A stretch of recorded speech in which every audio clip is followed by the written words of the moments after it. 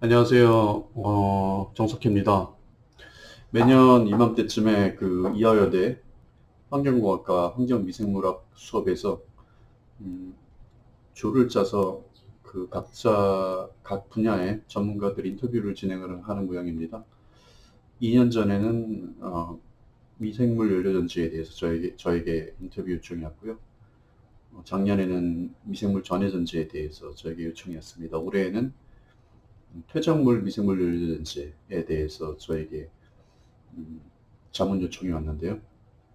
제가 인터뷰 요청이 오길래 줌으로 촬영을 하는데, 어, 제가 또 유튜브를 하지 않습니까? 그래서 제가 유튜브에 올리기 시작했죠.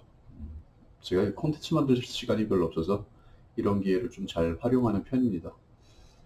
작년에도 흔쾌히 학생들이 어, 유튜브에 올려도 괜찮다 해서 제가 올렸고요.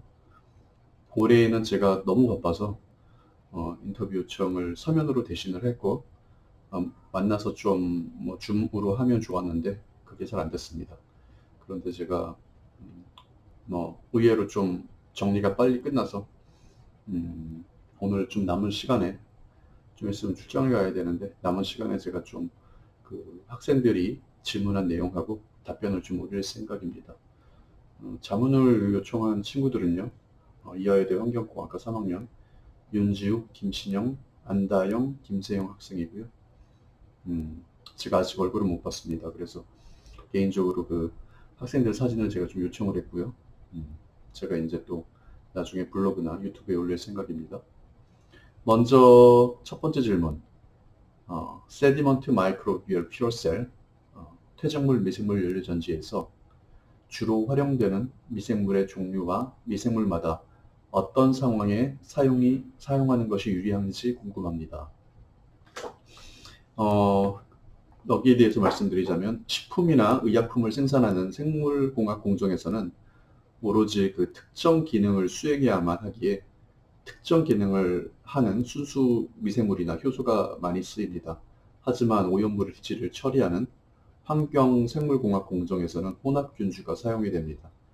유입되는 오염물질의 성상이 매우 다양합니다. 유기물 중에 난분해성 물질도 있고 쉽게 분해되는 물질도 있습니다. 유기물뿐만 아니라 탄소 기반이 아닌 무기물도 유입됩니다. 고로 순수한 미생물을 적용할 경우 시스템은 거의 작동하지 않습니다. 혼합균주는 매우 다양한 미생물로 이루어져 있습니다. 다양성이 있기에 환경 변화에 탄력성이 있고 다양한 물질을 협동하여 분해할 수 있습니다. SMFC에서는 저서에 전극을 심게 됩니다.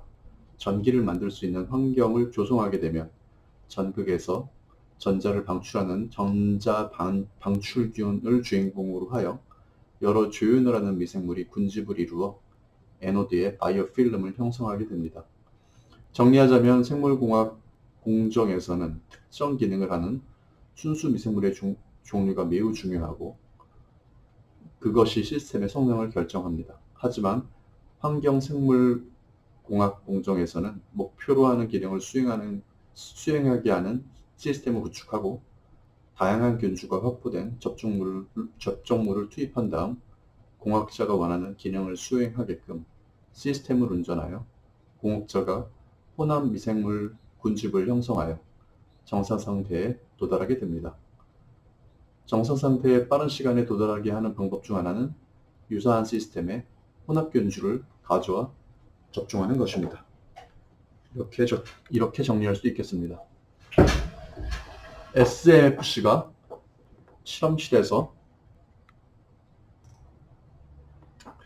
SMFC가 실험실에서 실험했을 때 효율이 좋지만 이를 실제로 실용화하기 위해서는 더 많은 연구가 필요한 것으로 알고 있습니다. SMFC의 실용화와 상용화를 위해 해결하고 발전시켜야 할 요소에는 어떤 것이 있나요? SMFC, 퇴적물 미생물 연료전지는 무선 센서의 전력 공급이나 저서의 오염물질 제거를 위해 개발되고 있습니다. 충분한 전력이 생산되어야 하는데 저서에는 유기물 농도가 실상 높지가 않습니다. 또한 깊은 수중에 산소 농도도 매우 낮기에 이 두 가지가 낮은 전력의 근본 원인입니다. 이 두 가지 근본 문제를 해결하는 것이 가장 중요하고 시스템의 구성이나 안전성과 같은 응용에 관한 문제는 이 두 가지가 해결되면 쉽게 해결될 수 있는 문제들이라고 생각합니다. 3번 질문입니다. 교수님께서 만드신 환경에너지 융합 연구실에 대한 소개 및 교수님께서 미생물 연료전지에 대한 관심을 가지게 된 계기는 무엇일까요? 이건 굉장히 개인적인 질문이네요. 제 환경에너지 융합 연구실은 영어로 EFET, EFET, Environmental Fusion Energy Technology Lab 이라고 합니다. 저는 학부, 석사, 박사 모두 환경공학을 전공을 했습니다. 학부 유학 준비 중 연구 분야를 미생물 연료전지로 정했고 펜스테이트를 목표로 유학 준비를 했습니다. 학부생 때 폐수 처리 공학이나 생물학적 공정에 관심이 많았고 앞으로 환경 분야에서 에너지 문제가 중요할 것 같다고 생각하여 미생물 연료전지를 연구 주제로 선택했습니다. 보통 남들 하는 것, 보통 우리가 대학원 진학하고 할 때 남들 하는 것, 뭐 그런 거 많이 하죠. 그런데 저는 좀 의사결정이 남다른 측면이 있었는데요.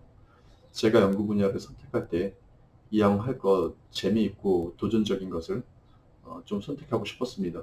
왜냐하면 제가 별로 연구를 하고 싶지 않았거든요. 그래서 좀 재미있고 도전적인 것을 해야지 제 평생 좀 인생을 즐겁게 살 수 있겠다라는 그런 생각을 했습니다. 그런데 제 아버지 소원이 제가 환경공학 교수가 되는 것이어서 우여곡절 끝에 제가 환경공학의 길을 걷게 됐고요. 유학 가기 직전에도 제가 진로를 좀 틀 생각이었습니다. 정부에서 장학금을 받아서 그런데 하늘의 뜻이라고 받아들이고 제가 유학길에 올랐고요. 대학 교수가 되어서 연구실을 만드는 것은 어찌 보면 당연한 수순이고요. 연구실 이름을 무엇으로 할까 고민했는데 제 인생에 걸어온 길을 되돌아보니까 연구실 이름에 대한 키워드로 환경, 에너지, 융합이 떠올랐습니다. 그래서 환경에너지 융합 연구실이라는 이름을 지었고요. 이름을 영문화하는 과정에서 제 미국인 친구 데니엘과 상의해서 결정했습니다. 굉장히 저보다 친구라고 하지만 나이가 저보다 20살은 많습니다. 알파벳이 모두 수평 수직 방향으로 되어 있는데 그것은 제가 미학적으로 의도한 것입니다. 얼마 전에 센터로 승격이 되었고요. 그래서 FF 센터가 되었습니다. 어느 정도 연구실 기술이 성숙되고 제가 추구하는 산학협력 생태계가 꾸려지면 조만간 창업을 할 생각이고요. 지금도 많이 알아보고 있습니다. 제가 환경공학 분야에 큰 족적을 남기는 기업을 만드는 게 제 꿈입니다. 정말 건강하고 세상에 공헌하는 그런 기업을 만들고 싶습니다. 학부를 마치고 여기까지 오기까지 일각에서는 환경공학은 다양한 전공이 해야 한다면 오히려 학부 환경공학 출신의 활동을 저해하기 위해서 제가 미국 유학했을 때 미국 유학까지 찾아와 회방놓은 분들도 있었습니다. 그들은 오히려 환경공학 학부 출신을 저해하는 명백한 차별적인 행동을 한 것이지요. 지금도 그러나 모르겠습니다. 그것도 공부하는 학생에게 말입니다. 우리가 자라나는 싹은 밟지 말아야 됩니다. 그건 정말 사회적으로 지탄을 받아야 될 행동입니다. 지금 지탄을 받는지 모르겠습니다. 지탄을 받아야죠. 저는 다양한 학부 전공이 환경공학을 하는 것이 옳다고 생각합니다. 제 대학원생들도 다양한 학부 및 다양한 국적의 출신들로 구성이 되어 있고요. 말하자면 환경공학 공정에서 혼합균주가 쓰이는 것처럼 그런 식으로 다양성을 저는 되게 좋아하고 있습니다. 4번 질문. 펜실베니아 주립대에서 만든 표준화된 MFC 시스템을 기반으로 미생물 연료전지 재현에 관한 난제를 해결하셨다는 기사를 보았는데요. 관련 내용 소개해 주실 수 있으실까요? 예, 물론 소개해 주실 수 있죠. 미생물 연료전지는 미생물 막과 연료 전지 시스템으로 이루어져 있습니다. 생물과 비생물 시스템이 만나는 특성상 실험 결과의 재현성이 연구 초기부터 굉장히 문제였습니다. 재현성 있는 결과가 나오지 않으면 연구자의 사기가 저하가 됩니다. 내 결과가 나도 믿을 수가 없는데 양심 있는 과학자라면 연구의 진전이 있을까요? 저는 없을 거라고 봅니다. 결과의 상호 비교 또한 매우 난해했습니다. 각 그룹마다 시스템이 다르고 측정 방법도 다르고 재현성도 담보되지 않았기 때문입니다. 하지만 MFC 연구 자체에 대한 매력 때문에 지난 20년 동안 많은 연구가 수행되었고요. 재현 가능한 측정 방법과 공정한 평가는 연구에서 필수적인 요소이지만 MFC 연구에서는 이러한 요소가 빠져 있기에 저는 석사 과정 때부터 이 부분에 주목했습니다. 제가 석사 때 박사 자격 시험 보느라 석사 하기가 좀 늦어졌는데요. 좀 붙잡아 두려고 시험을 좀 빨리 보게 한 측면이 있습니다. 제가 2007년 석사 논문을 발표했는데요. 석사 논문 연구 주제는 미생물 연료전지 성능 및 음극세균 군집의 재현성이었습니다. 네. 당시 매우 동일한 시스템을 만들면 실험 재현성이 확보될 것이라는 가설하에 제가 실험을 진행했고요. 결과는 MFC는 아무리 노력해도 동일한 시스템을 구축하기가 매우 어려웠습니다. 고로 재현성 있는 결과를 만드는 것도 매우 불가능하다는 것이 제 결론이었습니다. 이게 그때 몇 가지 한계를 제가 느꼈는데요. 그런데 제가 이 주제를 포기를 한 게 아니고 나중에 내가 교수가 되면 다시 해보자. 그런 생각을 갖고 있었습니다. 그래서 제가 부임하고 얼마 뒤 재학생 손성훈에게 펜스테이트에서 만든 표준화된 MFC 시스템을 이용해 실험을 진행하게 했습니다. 이 시스템은 이전에 제가 사용한 시스템보다 편차가 훨씬 적었습니다. 더 나아가 기존 동일한 시스템 구성에 집착하는 방식을 뛰어넘어 측정 방법에 주목했습니다. 당시 제가 양자역학에 매료되어 있었는데요. 양자의 영역에서는 측정이 대상에 간섭을 유발하는 점이 참으로 흥미로웠습니다. 제가 이것에 아이디어를 얻었습니다. MFC의 성능 측정 자체가 시스템에 간섭이 됩니다. 그래서 측정 시간을 대폭 줄이는 시도를 했고 빠른 측정 시 재현성이 급격하게 증가하는 것을 발견했습니다. 이 결과를 기반으로 측정 방법이 다르더라도 시스템의 성능의 공정한 비교를 가능하게 하는 상호 변환 개수를 제가 만들었고요. 그 외에도 표준형 MFC의 특성을 자세하고 정확하게 분석함으로써 MFC에서 범용적으로 쓰이는 전기화학 기법을 정확하게 측정하는 방법과 그들의 정확한 해석 방법을 제안했습니다. 제 연구 결과는 연구의 필수 요소인 실험적 정확성과 재현성에 있어 MFC에 매우 중요하고 의미 있는 정보를 담고 있습니다. 개인적으로 석사학위 때 해결하지 못한 난제를 해결한 연구라 저에게 매우 큰 의미가 있습니다. 새가 울어서 창문을 닫았습니다. 5번째 질문. 유무기물 분해 및 중금속 제거 등 에너지 문제와 오염정화 문제를 동시에 해결할 수 있는 기술인 만큼 유용하게 사용할 수 있을 것이라고 생각되는데 퇴적물 연료전지에 대한 설명입니다. 현재 우리나라에서 SMFC의 상용화 가능성은 어느 정도라고 고려하셨을까요? 네.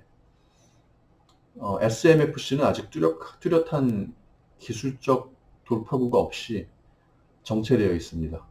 그래서 언제 세계적으로 상용화될지는 미지수입니다. 저는 개인적으로 전력 공급원의 용도보다 수계정화 목적으로 활용성이 높다고 생각하고 있고 현재 이 방향으로 연구를 진행하고 있습니다. 예를 들면 정체된 4대강을 정화하는 데 쓸 수 있습니다. 이것이 상용화되면 4대강 사업으로 인한 논란이 되는 그 녹조 문제 있지 않습니까? 녹조 라떼 같이 이렇게 보여주면서 4대강 이 포터블 커피 전에 강물 녹조 낀 강물 담아서 녹조 라떼야 비슷하다 이런 거 많이 보여주고 있죠. 이 4대강의 녹조 문제를 단번에 해결하는 엄청난 기술이 될 수 있다고 저는 생각합니다.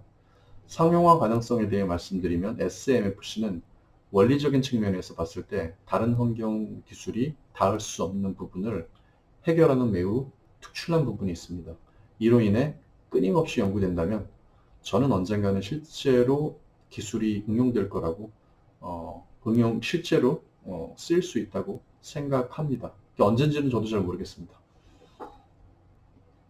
6번째, 미래의 기후변화와 에너지 고갈 해결 방안으로 합폐수의 에너지화의 필요성이 대두되어 있다고 말씀하신 인터뷰를 보았는데 혹시 SMFC 외에도 고려해볼 방안에는 무엇이 있다고 생각하는지요?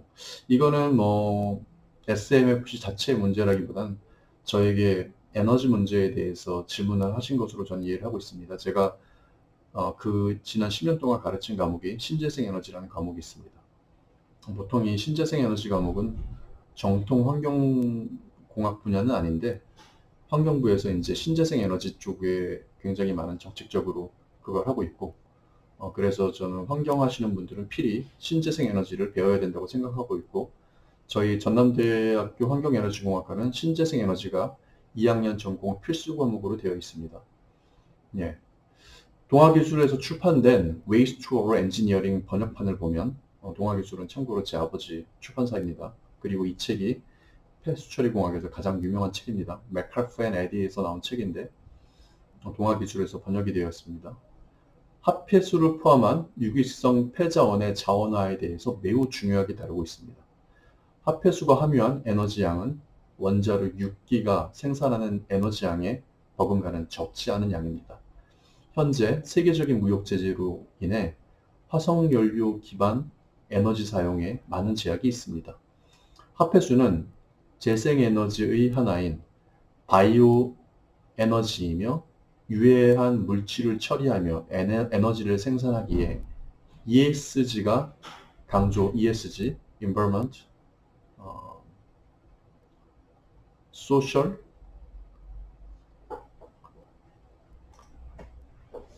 Governance가 강조되는 기업 환경에서 더할 나위 없이 중요합니다. 하지만 합폐수 에너지로 국가 전체의 에너지를 공급하는 것은 말이 안 됩니다. 네. 제가 왜 이 말을 썼냐. 제 합폐수 미생물 연료전지에 대한 강연을 하다가 이런 엄청난 에너지를 공급하지 않으면은 연구할 필요 없다 이런 얘기를 하시는 분도 있었는데 좀 무슨 생각으로 그런 말씀을 하시는지 모르겠습니다. 네, 단일 에너지 자원으로 국가의 에너지를 공급하는 것은 말이 안 됩니다. 네. 에너지는 국가 전략 자산으로 안정적인 공급이 매우 중요합니다. 그래서 다양하고 안정적인 에너지 포트폴리오 구성이 매우 중요합니다. 탄소 중립적이며 안정적인 에너지 공급이 필요합니다. 재생에너지는 바이오 에너지 외에도 태양광, 태양열 둘은 확실히 다릅니다. 풍력, 수력, 화력, 조력, 지열 등이 있습니다. 이 중 재생에너지원인 태양광, 태양열, 풍력은 가변성이 매우 커서 현재의 기술로는 안정적인 에너지 공급을 하기에 부족한 측면이 있습니다. 물론 재생에너지를 이용한 안정적인 에너지 공급에 대한 기술 개발이 진행되어야 됩니다. 하지만 부족합니다. 현재로서는. 재생에너지의 근원을 살펴보면 재생에너지의 근원은 제가 이제 학생들한테 강조하는데 지구, 태양에서 태양 에너지도 핵융합으로 일어나는 에너지죠. 그 다음에 지열 에너지는 핵 분열에 주로 의해 일어나는 에너지입니다. 그리고 그거 외에 주력이나 교수간만의 차 있지 않습니까? 파도를 만드는 힘은 그 행성 간의 인력, 그게 주로 작용을 합니다. 이 세 개가 재생에너지의 근원이라고 보면 되는데 거의 대부분은 결국에는 핵 에너지에서 비롯된다고 생각을 할 수가 있습니다. 그래서 재생에너지의 근원을 살펴보면 대부분 자연계의 원자력 에너지에 기인하는 것을 알 수 있습니다. 원자력 발전 기술은 탄소 배출 없이 안정적으로 전력을 공급할 수 있는 기술입니다. 하지만 원전 폐기물의 문제가 아직 해결되지 않고 있습니다.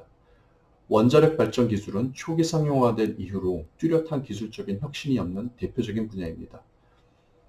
폐기물 문제가 없는 친환경적인 원자력 발전 기술에 대한 아이디어 설계나 특허가 상당히 많이 있는 걸로 알고 있습니다. 기존의 원자력 발전 기술에도 혁신해야 될 분야도 굉장히 많습니다. 이에 대한 혁신적인 기술 개발이 병행된다면 저는 탄소 중립적인 안정적인 에너지 공급의 돌파구가 되지 않을까 생각합니다. 다시 한번 강조하지만 에너지 문제에 있어서 다양하고 안정적인 에너지 공급이 무엇보다 중요하고 그리고 그것과 더불어서 깨끗한 에너지 생산이 매우 중요하다고 할 수 있겠죠. 탄소 배출이 없고 지구를 오염시키지 않는 그런 쪽으로 기술이 개발되어야 될 거라고 생각을 합니다. 7번 교수님께서 진행하신 SMFC는 미생물의 종류와 기질에 따라 전극을 통해서 분해를 하신다고 하셨는데 물의 유속이 높은 해양에서는 SMFC를 이용한 미생물 분해가 잘 이루어질까요? SMFC에서 미생물 전기화학 작용을 통해 유기물을 분해하는 작업은 분해하는 에노드는 침전물 안에 위치하고 있습니다. 고로 유속의 영향을 어느 정도 받겠지만 큰 영향은 받지는 않을 것 같습니다. 8번 이 논문을 2022년도에 쓰셨는데 제가 SMFC 퇴적물 미생물 연료전지에 대해서 손성훈과 2022년에 쓴 국문지 논문을 말하는 겁니다. 현재 SMFC의 현황과 이전보다 더 나아진 점이 있을까요? 아까 전에도 말씀드렸다시피 이 분야는 대표적으로 뚜렷한 가시적인 발전이 없는 분야입니다. 현재 저희 연구실은 MFC와 MEC에 집중하고 있기에 제가 SMFC 연구에 좀 소홀했지만 앞으로 좀 집중을 하고 있고요. 진행 중에 있습니다. 그래서 앞으로 가시적인 발전을 선도해 보려고 합니다. 제가 개인적인 포부는 4대강의 녹조 문제를 해결하는 게 제 개인적인 포부입니다. 네, 지켜봐 주십시오. 그리고 많은 지원 부탁드립니다. 9번 SMFC가 우리나라에서 상용화되기 위해서 어떤 점이 가장 보충되어야 하는지 정부에서 어떤 지원이 가장 필요한가요? 네, 정부 지원 중요하죠. 그런데 저는 연구자들이 의미 있는 결과를 만드는 것이 가장 중요하다고 생각합니다. 그것을 위해서 해야 될 게 동료에 대한 존중, 서로 좀 방해 좀 안 했으면 좋겠습니다. 네. 남 못하게 하려고 하는 짓들이 너무 많은데, 네. 제가 한국에 와서 아이디어만 뺏긴 게 여러 번이고, 제가 기획하는 과정에서 그 공로가 다른 사람한테 간 경우도 되게 많습니다. 지금 MEC 진행 수소 연구도 그렇죠. 네, 결국에는 각 심포지움에서 학회 심포지움에서 안 되고 있다 이런 얘기하고 있는데 그걸 꼭 왜 했어요? 하지 마시지 그냥. 네. 정부에서는 거대 연구 과제에 집중적으로 투자하는 것이 가시적인 결과를 만들고 큰 예산을 쉽게 다루기에 편한 점이 있을 겁니다. 예, 왜냐하면 큰 돈을 하나 퍼부어줘서 양으로 많이 찍어내라. 그리고 한 가지만 관리하게 되니까 여러 가지 관리하는 것보다 그게 훨씬 쉽죠. 하지만 대학의 연구는 무엇보다 다양성이 중요합니다. 아직은 미비해 보이는 연구이지만 다양한 풀뿌리 연구에 지속적인 투자를 하는 것이 정부 과학정책에 제가 바라는 점입니다. 특히 본 연구는 환경부와 많은 관련이 있습니다.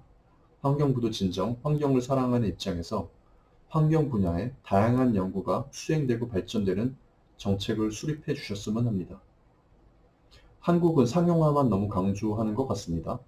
상용화만 강조하는 MEC 분야에서는 상용화만 강조하니 지금 아까 전에 얘기한 그 MEC 분야에서 그 실용화한다고 하는 분야 지금 연구가 있습니다.